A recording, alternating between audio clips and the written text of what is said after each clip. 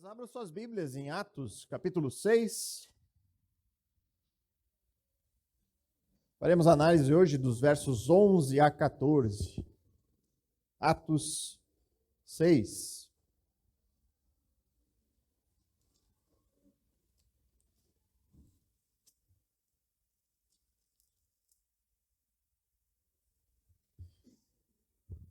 Irmãos, nós vamos fazer a leitura do texto a partir do versículo 8.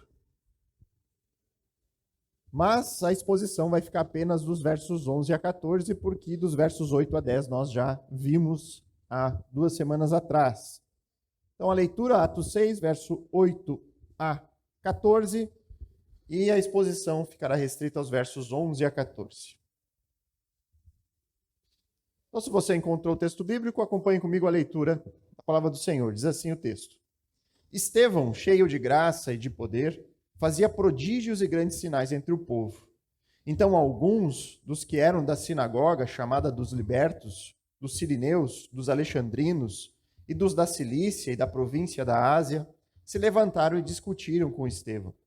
Mas eles não podiam resistir à sabedoria e ao espírito pelo qual ele falava.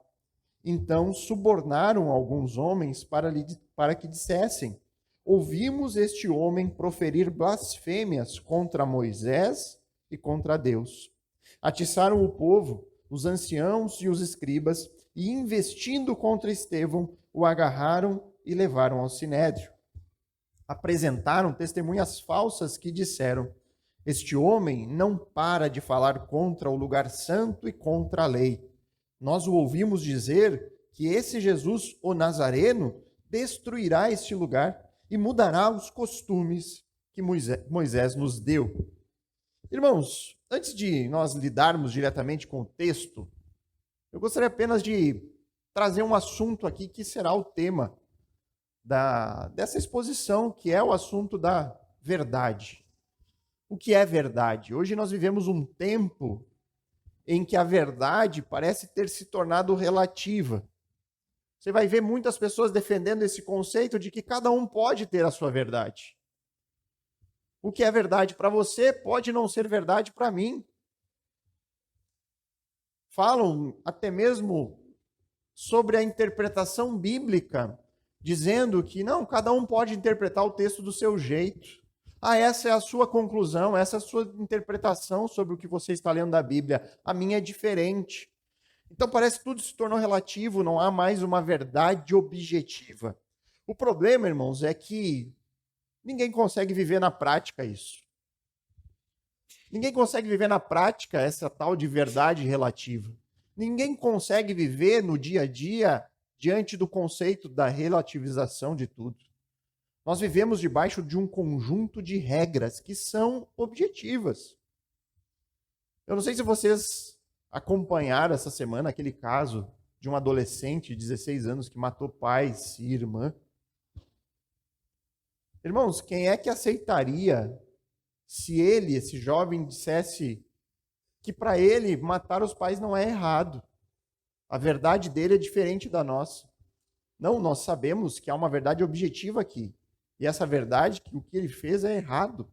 É um crime, precisa ser punido como tal. Não existe relativização daquilo que foi cometido.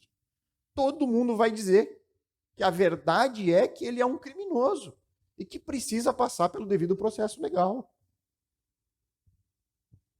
Por outro lado, irmãos, muitas vezes existe uma relativização das coisas por mero interesse particular. Matar é errado, todo mundo vai concordar. É uma verdade objetiva. Mas aí, quando existe algum interesse por trás, o assassinato pode não ser algo totalmente condenável. Quer um exemplo? Para alguns, assassinar o bebê no ventre da sua mãe não é errado. E aqui eu não estou colocando situações, casos pontuais, circunstanciais. Eu estou falando que a tendência, o que já está acontecendo em muitos lugares do mundo e que provavelmente uma hora chegará aqui essa discussão, é dar o direito da mãe a assassinar o seu bebê em qualquer circunstância, por decisão dela. Então você tem a relativização de um conceito que deveria ser uma verdade objetiva para todos. E aqui eu falo isso, irmão, para que você tenha uma ideia para onde o nosso mundo está caminhando, para onde a nossa sociedade está indo. Esse conceito de verdade relativa, ele só existe na cabeça de algumas pessoas que desejam negar aquilo que é um conceito absoluto. Quando esses conceitos se chocam com o interesse pessoal de alguns, então isso é relativizado. Mas nós, irmãos, que cremos no Senhor Jesus, que cremos na palavra de Deus, nós afirmamos de maneira contrária àquilo que o mundo afirma. Existe uma verdade. Essa verdade, ela é objetiva e ela pode ser conhecida. E por que eu falei tudo isso? Por que toda essa introdução? Porque no texto, irmãos, que nós estamos lidando aqui em Atos, na história de Estevão, texto que nós acabamos de ler, nós encontramos um discípulo de Jesus, Estevão, alguém que era cheio de graça e de poder, defendendo uma verdade objetiva. Uma verdade que era baseada em fatos. Fatos que não tinham como ser relativizados. Que verdade era essa que Estevão estava defendendo? A verdade do Evangelho. A verdade de que Jesus de Nazaré, aquele homem que foi morto, crucificado, ele ressuscitou dos mortos pelo poder de Deus. A verdade de que esse Jesus que ressuscitou é o Messias Salvador de Israel. É o Messias prometido por Deus no passado. Uma verdade que foi testemunhada por centenas de pessoas que viram e que andaram com Cristo durante um período de aproximadamente 40 dias, com Cristo ressurreto.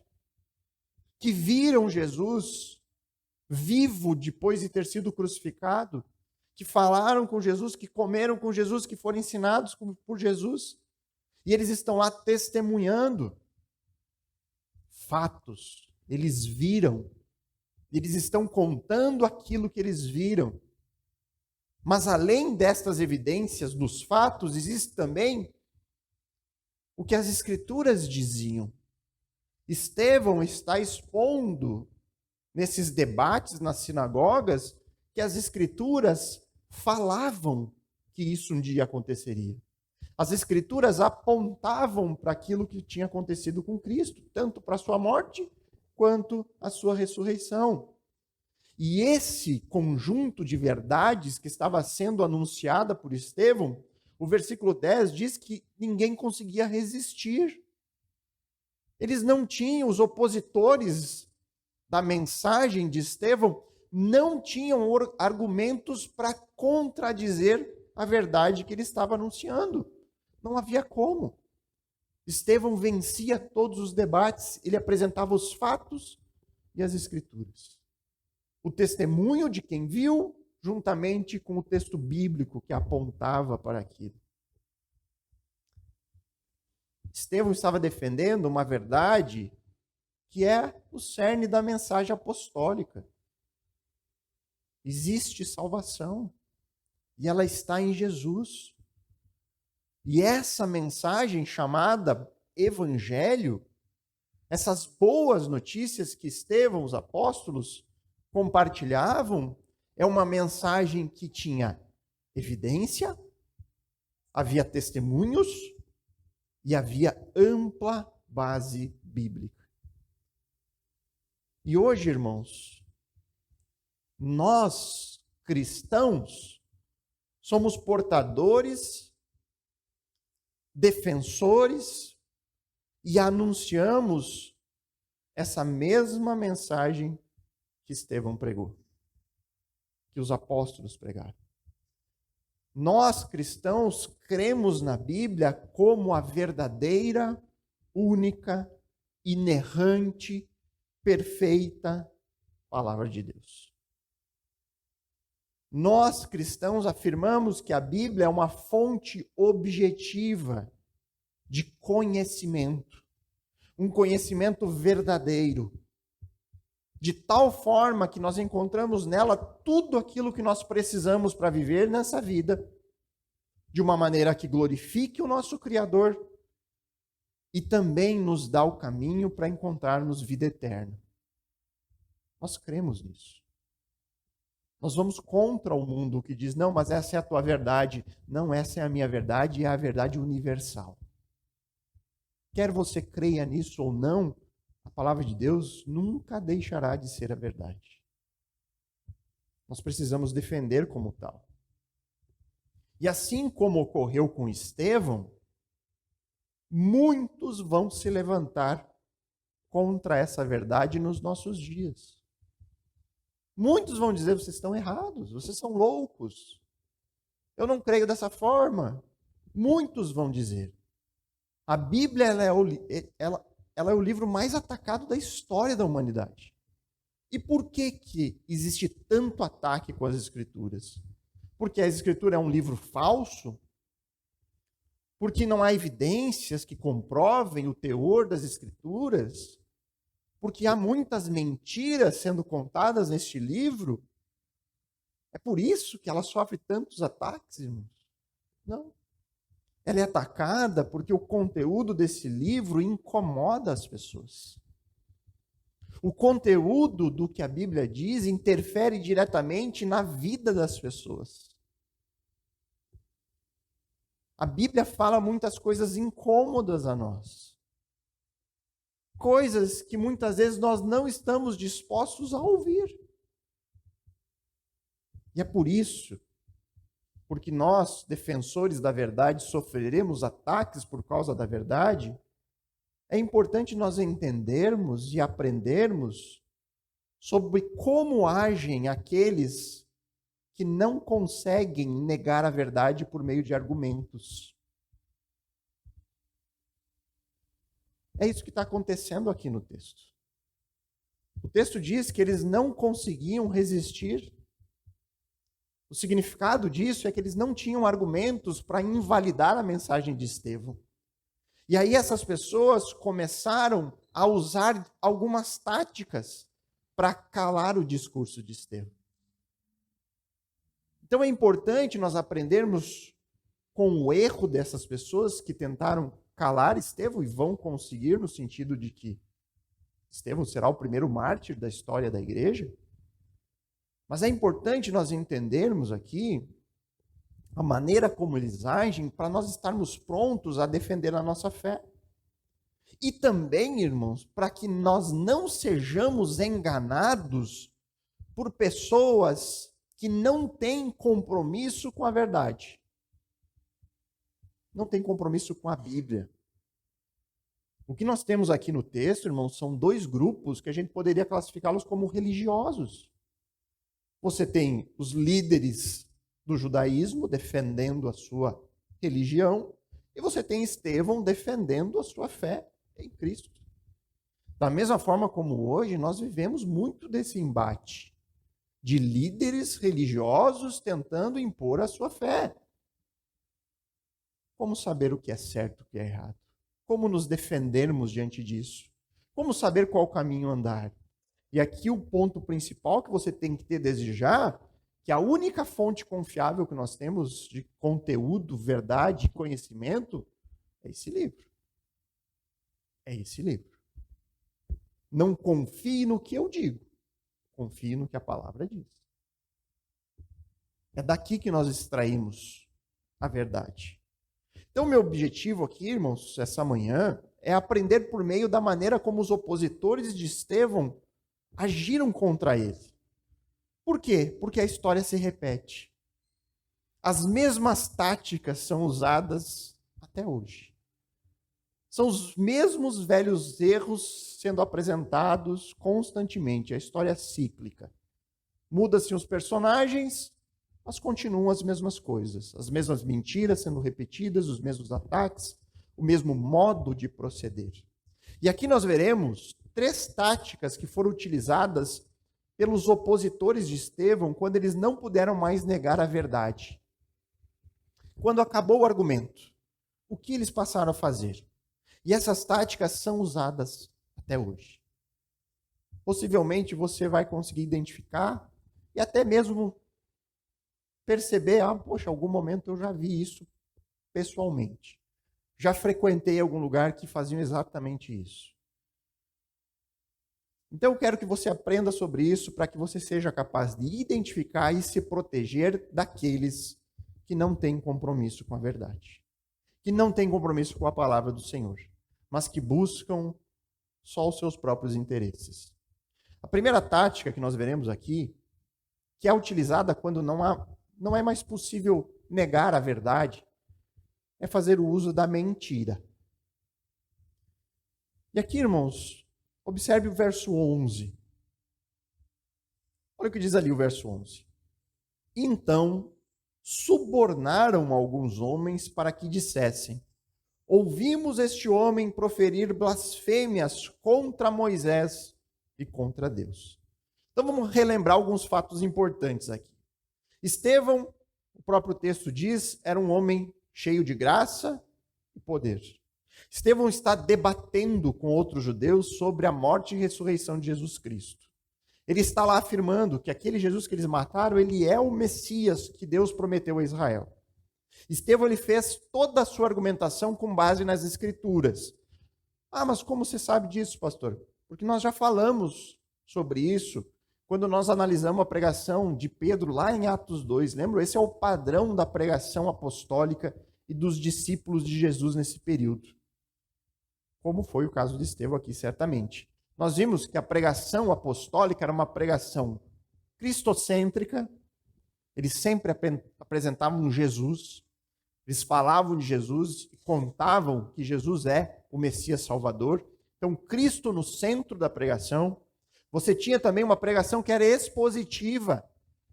Os apóstolos, eles apresentavam o texto bíblico, apresentavam e explicavam o texto bíblico, mostravam como o texto apontava para Cristo. Então, a Bíblia era o centro da pregação apostólica. E também era uma pregação inteligível.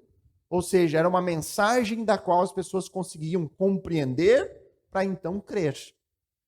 A gente repete isso muito aqui. A fé cristã não é uma fé cega. Não, só creia.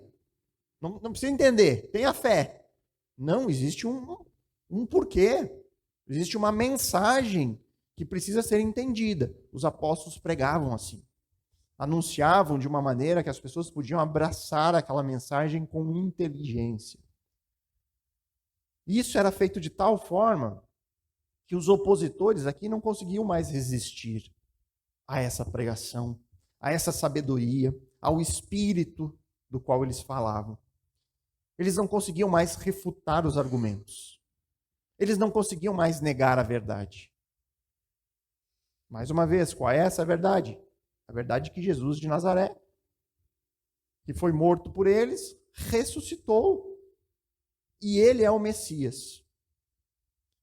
A grande questão aqui é que essa verdade que Estevão estava proclamando tinha consequências sérias a este grupo religioso que está ali debatendo com Estevão.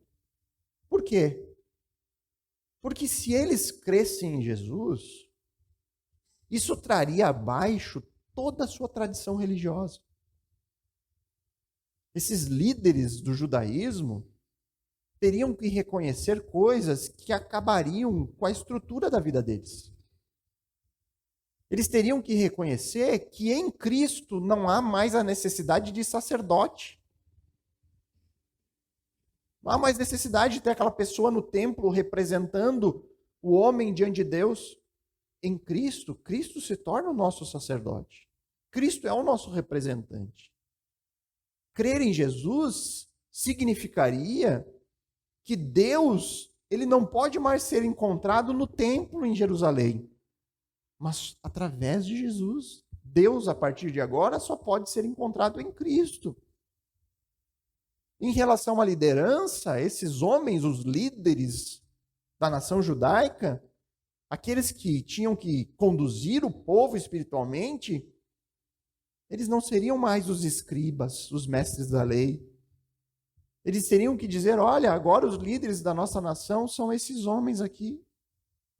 São os apóstolos. São esses pescadores. Esse antigo coletor de impostos. Eles são os nossos líderes a partir de agora. Ou seja, essa verdade que Estevão proclamava ali era incômoda a esses líderes. Esses líderes deveriam renunciar ao seu status de liderança.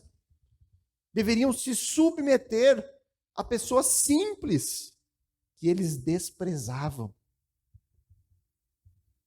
Desprezavam os apóstolos. Além disso, em Cristo, a antiga aliança não se faz mais necessária. Depois da morte, ressurreição, ascensão, a lei mosaica se torna inoperante por conta da nova aliança.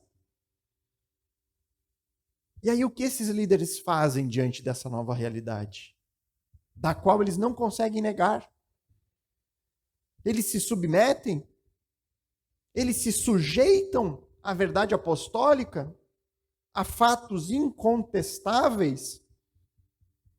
Eles se sujeitam ao número enorme de testemunhas daquele evento da ressurreição? Não. Eles usam a sua primeira tática, quando não é mais possível negar a verdade. Eles passam a mentir. O apego à tradição, o apego aos costumes, o apego ao cargo que eles ocupavam era tão grande, ao seu estilo de vida, algo que eles adotaram por gerações, isso era tão grande que o manter isso a todo custo cegou eles para a maior verdade da história. Amaram as suas vidas, amaram a sua tradição, amaram as suas posições, amaram os seus rituais mais do que eles amaram a Deus, ao Messias Salvador. Tudo porque o Messias não veio da maneira como eles esperavam. O Messias não veio como grande líder militar, o grande rei, mas veio como um servo humilde. Jesus disse sobre isso lá em João 3,19. Ele disse: a luz veio ao mundo, mas os homens amaram mais as trevas do que a luz, porque as suas obras eram más. Então, a fim de negar uma verdade incômoda para eles, o que eles fizeram? Subornaram algumas pessoas. Subornaram para que elas mentissem sobre o que Estevão dizia. Fizeram aquilo que a lei claramente condenava. Eles eram os defensores da lei. Amavam a lei, o que a lei dizia: não darás falso testemunho. Subornaram. Disseram: vão lá e digam essas coisas sobre Estevão. E aí eles disseram ter ouvido Estevão blasfemar contra Moisés e contra Deus. E essa acusação poderia levar Estevão à morte. Se você correr aí até o verso 13, vai ver ainda mais uma falsa acusação contra Estevão. Eles dizem no verso 13: este homem não para de falar contra o lugar santo e contra a lei. Fazem exatamente o que fizeram com Cristo. Lembram lá de Mateus? Mateus 26, 61. Apresentaram-se falsas testemunhas contra Jesus. Falsos testemunhos foram dados. E eles diziam o quê? Eles diziam: olha, eu vi esse homem dizendo que ele vai destruir o santuário de Deus e vai reconstruí-lo em 3 dias. Falsos testemunhos. Mas eu quero que você perceba, irmão, que essa tática que foi usada contra Estevão e que foi também usada com Jesus, ela não precisa ser necessariamente uma oposição completa à verdade. Basta uma pequena distorção. Por quê? Porque é óbvio que dentro da pregação de Estevão, quando Estevão pregava sobre ressurreição, ele estava ali anunciando verdades incômodas. A consequência da ressurreição, de uma salvação que ocorre somente pela fé em Jesus, é que a lei se torna inoperante. Que a obediência à Torá não é mais necessária. Que a tradição oral desses mestres da lei seria dispensável. Que a adoração no templo não faz mais sentido. É verdade isso. Mas Estevão nunca blasfemou contra Moisés ou contra Deus. Na verdade, Estevão usava os próprios textos escritos por Moisés, anunciados por Deus por meio dos profetas, mostrando que isso iria acontecer em algum momento. Então essa mentira, ela foi usada para suprimir uma verdade anunciada. E ela basicamente é uma distorção daquilo que Estevão dizia. Uma simples distorção, irmãos, pode levar alguém ao erro. E esse é o ponto. Esse é o uso mais comum dessa tática hoje em dia, de quem quer negar a verdade. Basta um desviozinho. Você não precisa dizer, não, mas a Bíblia é mentira. Não, use a Bíblia, mas distorça a Bíblia. Use a Bíblia de acordo com os seus desejos, com os seus propósitos. Faça ela dizer o que você quer que ela diga. E é por isso, irmãos, que nós temos que estar sempre muito atentos a tudo. A qualquer palavra que for dita, especialmente nos púlpitos, dentro das igrejas. Em tudo você tem que comparar com a única verdade objetiva e certa que nós temos, que é as Escrituras. Pergunto, irmãos, por que a pregação expositiva, que é abrir a Bíblia, ler um texto e explicar o texto, foi completamente ou praticamente abolida dos nossos dias no meio das igrejas? Cite algumas igrejas da nossa cidade que fazem pregação expositiva, que abre a Bíblia, abre o texto, lê o texto, explica o texto e aplica o texto. Quantas igrejas? Nós temos várias igrejas. É provável que tenha centenas de igrejas na nossa cidade. Quantas pregam expositivamente? E por que isso é tão difícil de achar? Porque é muito difícil para o pregador impor as suas preferências quando ele prega expositivamente.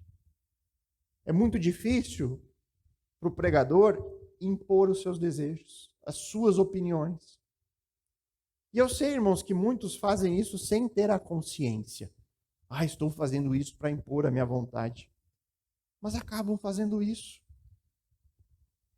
Acabam fazendo, mesmo que ele não tenha, pode até ser sincero o desejo de falar a verdade, de anunciar o evangelho, mas quando não usa a Bíblia para isso, você anda em um caminho perigoso, porque em algum momento você pode falar algo da sua cabeça. E esse algo da sua cabeça pode levar pessoas ao erro. Vamos pegar um exemplo bem claro. O evangelho da prosperidade. Creio que a maioria daqui já ouviu falar sobre isso ou sabe o que isso significa. Existe um falso evangelho, que nós chamamos de evangelho da prosperidade, e que prega sobre Jesus, que fala sobre Cristo, que carrega embaixo do braço a mesma Bíblia que nós temos aqui diante de nós hoje, mas que oferece uma redenção diferente da redenção bíblica.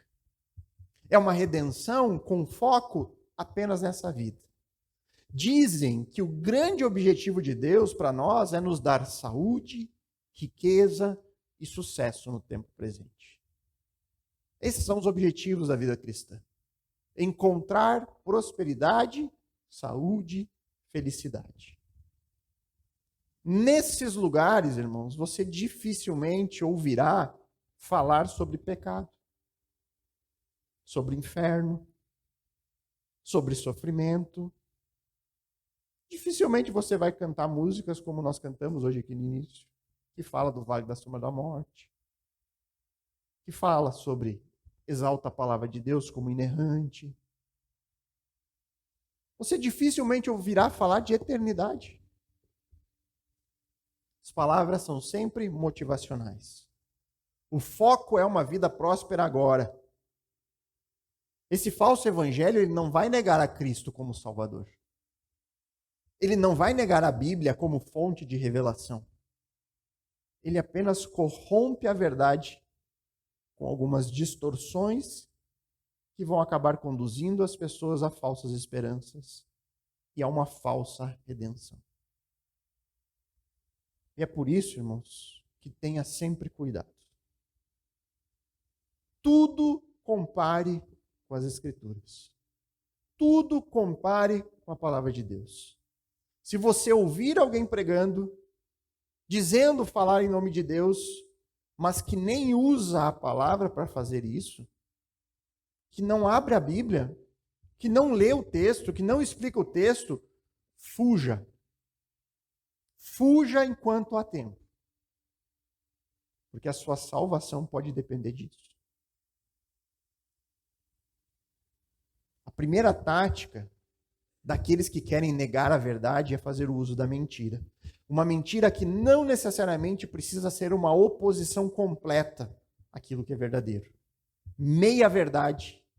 Algumas pequenas distorções já são suficientes para conduzir as pessoas ao erro. E um erro que pode se tornar fatal.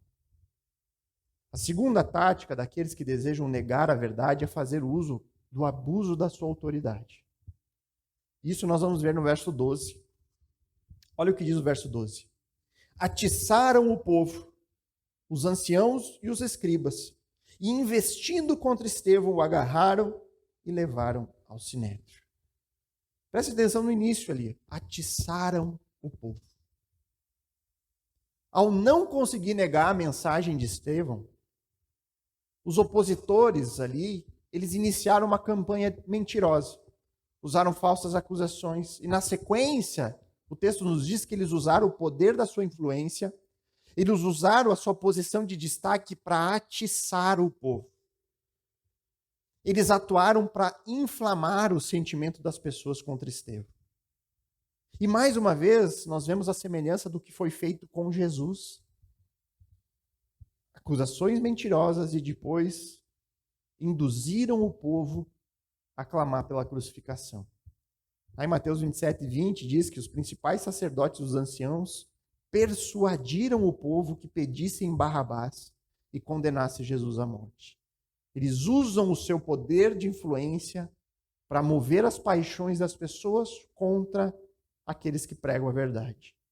Uma liderança que deveria ser usada para conduzir o povo ao Messias, que deveria pegar o testemunho de Estevão e verificar cuidadosamente nas Escrituras, estudar, eles eram os mestres da lei.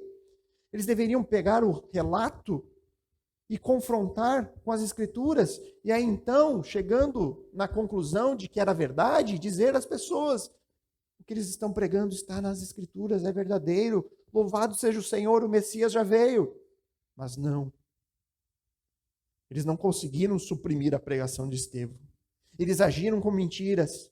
E aí então utilizam a sua posição privilegiada de poder e influência para incitar o povo contra Estevão.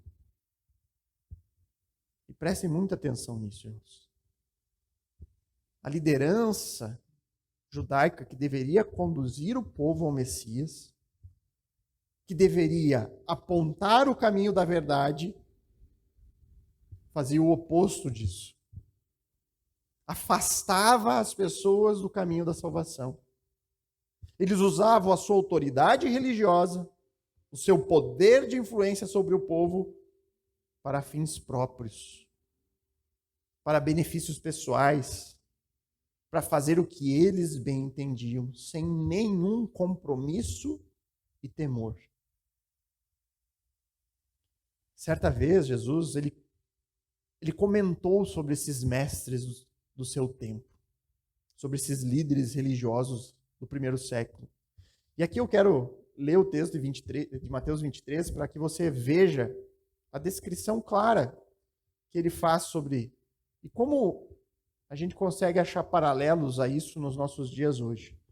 Olha o que ele diz em Mateus 23, não precisa abrir, eu vou ler rapidamente. Mateus 23, versos 4 a 7, ele diz assim, Jesus falando sobre esses líderes, né? Ele diz: atam fardos pesados. Jesus diz: olha, esses religiosos colocam fardos insuportáveis sobre as pessoas. Um monte de regra que você tem que cumprir, coisas que você não suporta. E ele diz, olha, é tão difícil de carregar esses fardos, e eles colocam sobre os ombros dos outros, mas eles mesmos não medem, não movem nem um dedo para resolver, para aliviar esse fardo. Ele diz, olha, eles colocam um monte de regra, mas eles mesmos nem seguem essas regras. Eles não conseguem viver de tão pesado que é todas essas leis que eles colocam. Ele diz, continua dizendo, praticam todas as suas obras a fim de serem vistos pelos outros.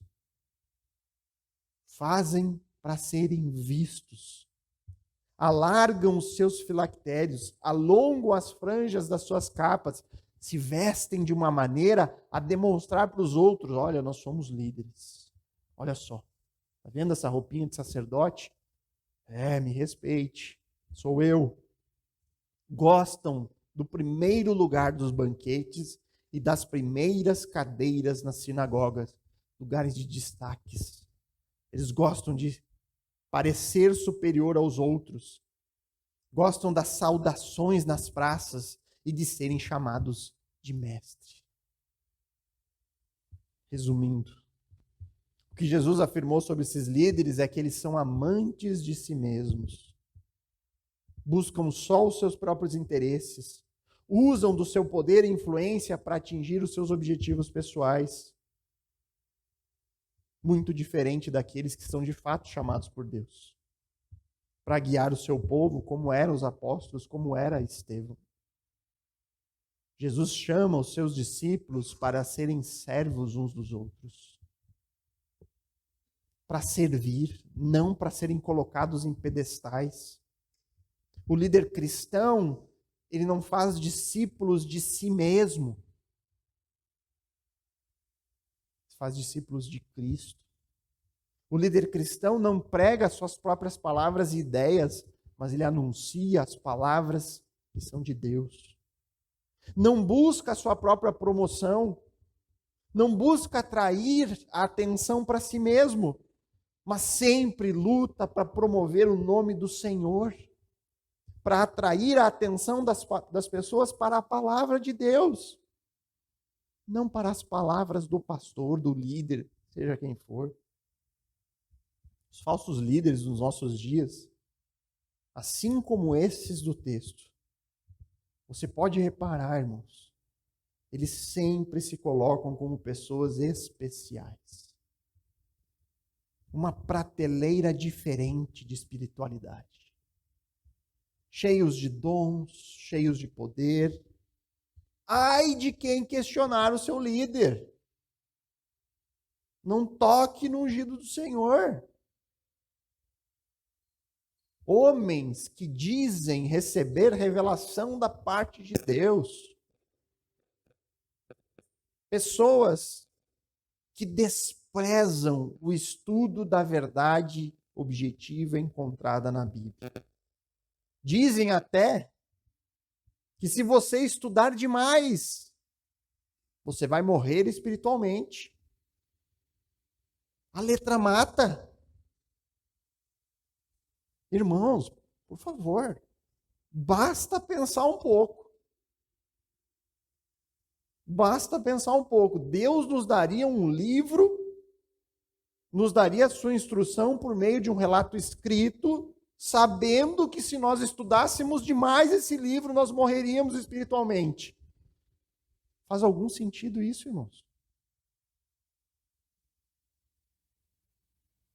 Ou será, irmãos, que essas pessoas que defendem esse tipo de coisa, que a letra mata, que não podemos nos debruçar demais na teologia, será, irmãos, que essas pessoas não alegam isso apenas porque querem se colocar como portadores da revelação fresquinha? Não, mas olha só, a palavra, pode estudar de vez em quando, mas você tem que ouvir o que eu recebo e digo. Porque isso é palavra de Deus novinha, é revelação nova. Será que essas pessoas não querem impor a sua própria verdade? Ou, melhor dizendo, as suas próprias mentiras diante daqueles e querem afastar as pessoas realmente da verdade? Cuidado. Cuidado com pessoas que não admitem serem questionados. que se colocam em lugares de honra, se separam dos outros na congregação como se eles fossem pessoas especiais e poderosas, que tentam se colocar em pedestais como se fossem pessoas de outra categoria. E principalmente se afastem daqueles que na sua prática demonstram que a Bíblia não é suficiente. Que nós precisamos de coisas novas. Pessoas que dizem que o mais importante é aquilo que Deus está fazendo por meio deles e do seu ministério. Agem como se eles mesmos fossem a fonte de toda a verdade. Quando não é mais possível negar as Escrituras, a primeira tática usada pelos opositores da verdade bíblica é a mentira. A segunda é fazer o abuso da sua autoridade. O abuso do poder de influência que a pessoa tem diante de um povo que lidera. Mas quando tudo isso ainda não for suficiente, irmãos, eles vão fazer a tática de mais uma coisa. Eles vão usar o medo. Verso 13 e 14. Apresentaram testemunhas falsas que disseram: este homem não para de falar contra o lugar santo e contra a lei. Nós ouvimos dizer que este Jesus, o Nazareno, destruirá este lugar e mudará os costumes que Moisés nos deu. Então nós vemos aqui todo o ensino cristão, as palavras de Estevão, de Jesus, sendo deturpadas com o objetivo de causar medo naqueles que ouvem. Percebam bem com o modo como eles agem. Reparem com cuidado ali no texto. Eles dizem, ele não para de falar contra o lugar santo, contra a lei. Nós ouvimos ele dizer que ele vai destruir todos os nossos costumes. Ele vai acabar com tudo. Você tem ali a clara proteção do seu sistema religioso, um sistema que consistia no templo e na lei. Isso era sagrado, é coluna do judaísmo.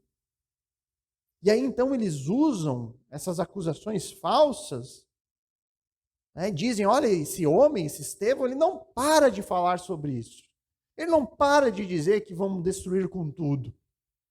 É óbvio que isso aqui é um falso exagero. A pregação de Estevão não consistia nisso. Depois ainda demonstram desprezo aqui por Jesus, né? Eles usam o pronome esse Jesus, o Nazareno. Lembram, né? Nazareno isso aqui não é um título honroso, né? É para depreciar Jesus.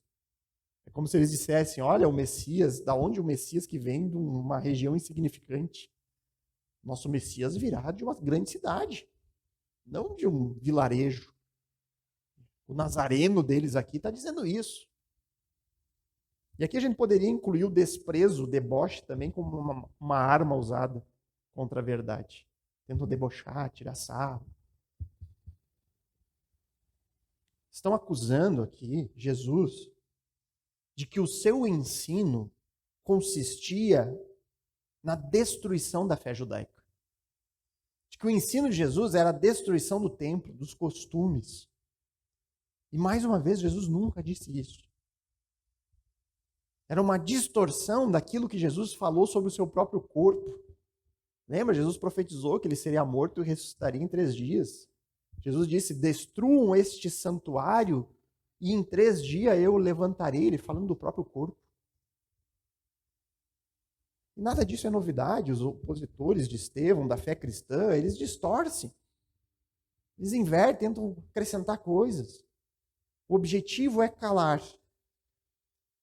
Mas o que eu chamo a sua atenção é que essas acusações, elas são cuidadosamente feitas para provocar o medo no povo. Essas expressões, ele não para de falar contra a nossa fé. Esse Jesus vai destruir tudo aquilo que nós mais amamos. Tudo isso serve para pôr medo. Para fazer com que o medo se transforme em ódio contra Jesus e Estevão. O uso do medo é mais uma das táticas, irmãos. tática de falsos mestres, falsos líderes. Eles utilizam do medo para prender pessoas no erro, quando eles não conseguem mais negar a verdade. E a lógica é bem simples, irmãos. Guarde isso com você. Guarde isso. Alimente as pessoas com a verdade. Alimente as pessoas com a verdade. E elas jamais terão necessidade de buscar outro alimento. Dê a Bíblia para as pessoas. Ensine a palavra de Deus e elas não vão ter necessidade de buscar outro tipo de alimento. Porque o crente, aquele que ama a palavra do Senhor, se sente saciado, satisfeito, sempre que ele aprende da verdade. Agora, alimente as pessoas de erro. Alimente as pessoas com ensinos que não se sustentam pela palavra. Aí então você vai ter que usar de artifícios para segurar a pessoa ali. Você vai ter que usar de artifícios para fazer com que a pessoa queira comer comida estragada sempre. No caso do judeu, a verdade ainda esteve ali por um bom tempo. O templo e a lei fizeram parte do plano da redenção. Mas a própria Escritura dizia que um dia a antiga aliança daria lugar a uma nova aliança. Um dia viria até eles um libertador. E quando esse libertador chegasse, esse povo deveria dar ouvidos a ele. Pedro pregou sobre isso. Nós vimos em Atos 3. Se você voltar até 3 ali, você vai ver, nos versos 22 e 23, ele falou, ele citou Moisés, ele disse, porque Moisés disse, o Senhor Deus fará com que do meio do irmão de vocês se levante um profeta semelhante a mim. A esses vocês ouvirão, em tudo o que ele disser. Quem não der ouvidos a esse profeta será exterminado do meio do povo. Pedro disse, olha, Moisés anunciou que Jesus viria. E ele disse claramente, quando ele viesse, vocês deveriam escutar a ele. O que vocês têm que fazer é olhar para as Escrituras e seguir o que as Escrituras dizem. Esse era o conselho de Pedro. Olhem para a Bíblia e veja como a mensagem que nós portamos é verdadeira. E é isso que nós temos que fazer hoje, irmãos. É exatamente o que qualquer um de nós tem que fazer. Olhar para a verdade objetiva nas Escrituras e manter a sua mente cativa a ela. É seguir a Bíblia. Ler o texto, acompanhar, para que você tenha condições do final de uma exposição bíblica e dizer, poxa, é verdade, concordo. O que está sendo dito está realmente nas Escrituras. Eu vejo realmente esses opositores fazendo isso, mentindo. Está ali, está no texto. Olha, realmente eles fizeram aqui, eles usaram do seu poder e autoridade para influenciar as pessoas. Realmente. Olha aqui, as distorções era para causar medo no povo, para gerar neles uma reação. Realmente, está no texto. Você consegue concordar, você consegue ver e dizer, está certo, ou você vai discordar. Não, eu acho que o texto não está dizendo isso. Se você achar que o texto não diz isso, mantenha a sua mente cativa ao texto. Ao texto. A verdade que nós seguimos. Não se deixe enganar. Não se deixe intimidar. Porque se um determinado local vive no erro, pode perceber, irmãos.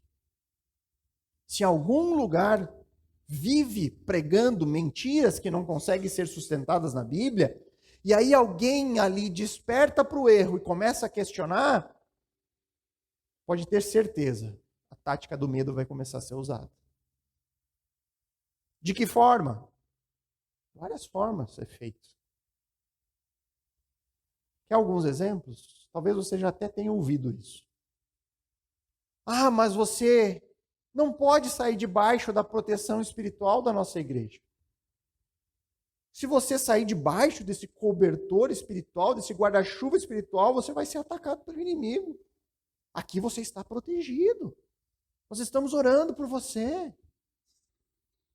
Se você sair, você vai enfrentar consequências severas. Alguns podem dizer, não se engane, irmãos. Talvez a gente tenha nossos problemas, nenhuma igreja é perfeita, mas só há salvação aqui. Este lugar é um lugar santo. Deus fala por meio da nossa denominação. Nós temos profetas aqui falando diariamente, Deus está falando por meio de nós, você vai sair. Não saia daqui, porque se sair, você perderá a sua salvação. Irmãos, isso é marca clara de seita. Clara. Se alguém afirma que salvação só pode ser encontrada naquele lugar, se uma denominação diz, olha, a salvação só há aqui, saia correndo. Isso é marca de seita. É uma marca fundamental de uma seita.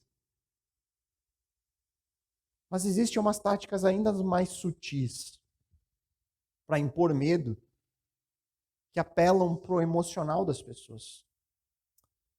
Pense bem. Porque pensa só, se mais pessoas saírem com você, a nossa igreja pode acabar.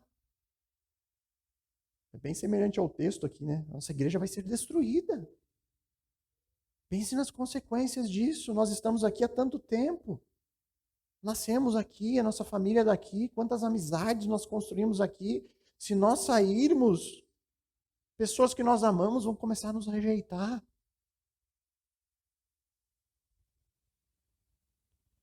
Irmãos, eu vou repetir algo que eu sempre digo aqui. Se em algum momento da história desta igreja, eu mesmo, ou qualquer outro que sejam pastores aqui, eu espero que eu passe e essa igreja permaneça, espero que o pastor Adriano passe e a igreja permaneça, até espero que ele passe antes que eu. Mas quando nós passarmos, tiverem mais pastores, nós queremos ter mais pastores, qualquer que sejam os pastores aqui, se começarem a ensinar algo diferente do que a Bíblia ensina, por favor, salvem suas vidas. Salvem suas vidas. Se for eu, me expulsem daqui. Uma igreja congregacional tem poder para isso. Basta fazer uma assembleia e dizer, pastor, você está sendo convidado a se retirar. Por quê? Porque o senhor não prega mais a Bíblia. Me expulsem. Se não conseguirem me expulsar, porque vai ser difícil, sou forte, né? Vou precisar de vários. Se não conseguirem, saiam vocês. Fujam. Vão para bem longe, para um lugar onde vocês vão ser alimentados pela verdadeira palavra de Deus. Digo mais, maldito será este lugar se a verdade passar a ser negociada. Maldito será esse lugar se o erro começar a ser pregado. Que a igreja bíblica à luz do mundo acabe, termine, seja destruída, se a verdade passar a faltar aqui. Se a mentira, se o uso do abuso da autoridade, se o uso do medo começarem a ser usados aqui, que esse lugar seja destruído. Que ninguém fique aqui. Porque se isso acontecer, irmãos, é sinal de que essa igreja se afastou das Escrituras. Tem ensinado coisas estranhas a ela. E já não é mais possível negar a verdade. Como disse o reformador Martinho Lutero, a paz, se possível, mas a verdade a qualquer preço. Nosso compromisso deve ser sempre com a verdade. Uma verdade que é objetiva, que pode ser conhecida, que todos nós aqui temos acesso. Ninguém de nós terá desculpa, eu fui enganado. Você tem a verdade nas suas mãos. Basta você se dedicar a conhecê-la. A verdade não pode ser negociada. Nós não podemos fazer concessões em relação a ela. A verdade que fala sobre Jesus Cristo, sua pessoa e obra. A verdade que foi anunciada pelos apóstolos. A verdade que nós chamamos de evangelho. O único evangelho bíblico. O evangelho que fala do Deus que se encarnou, que viveu entre nós, que foi morto pelos nossos pecados e que ressuscitou. Nós devemos ser promotores desta verdade. A única verdade que salva, segundo as Escrituras. A verdade de uma salvação que vem somente pela graça. que vem somente pela fé, uma fé somente em Cristo. A verdade que promove o nome de Jesus e não promove o nome de pessoas.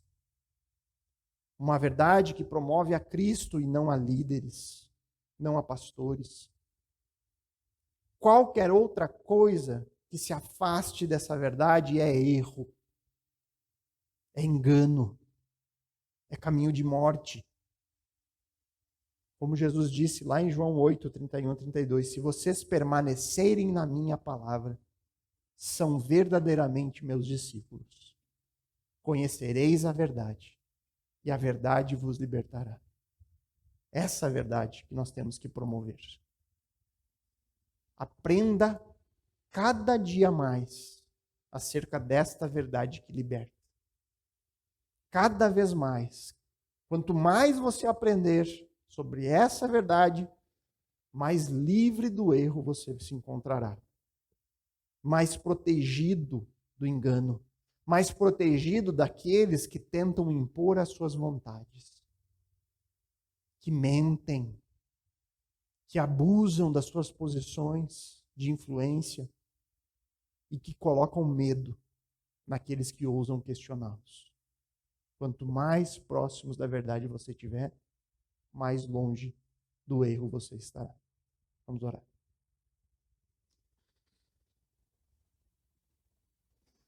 Pai bondoso, amado Deus, louvamos ao Senhor pela tua santa palavra. Louvamos ao Senhor porque temos com segurança diante de nós uma verdade que é objetiva. E nós podemos defender isso diante de um mundo relativista, que cada dia mais prega que cada um pode ter o seu próprio caminho, que todos os caminhos levam para o mesmo lugar. Não, Senhor. Nos ajuda. Nos ajuda a defendermos aquilo que as Escrituras dizem, que há apenas um único caminho. E este caminho é por meio de Cristo, o Deus que se fez carne e habitou entre nós. Aquele que morreu na cruz pelos nossos pecados e que ressuscitou e que um dia voltará. Nos ajuda a sermos defensores, promotores dessa verdade. Nos ajuda a combatermos aqueles que estão aí diante de milhares e milhares de pessoas ensinando o erro e o engano. Que o Senhor nos use, Pai, para alertar as pessoas, a apontar para as Escrituras, um retorno à palavra de Deus, que tanto a nossa igreja evangélica precisa, como qualquer igreja cristã, retornar às Escrituras, aprender da verdade. Nos sustenta no caminho certo, Pai. Nos guia, nos dá humildade para podermos sempre reconhecer os nossos erros, os nossos equívocos, as nossas má interpretações. Que jamais a tradição assuma um lugar acima da tua palavra. Que jamais a gente venha defender o nome da igreja ao invés de defendermos o nome do Senhor.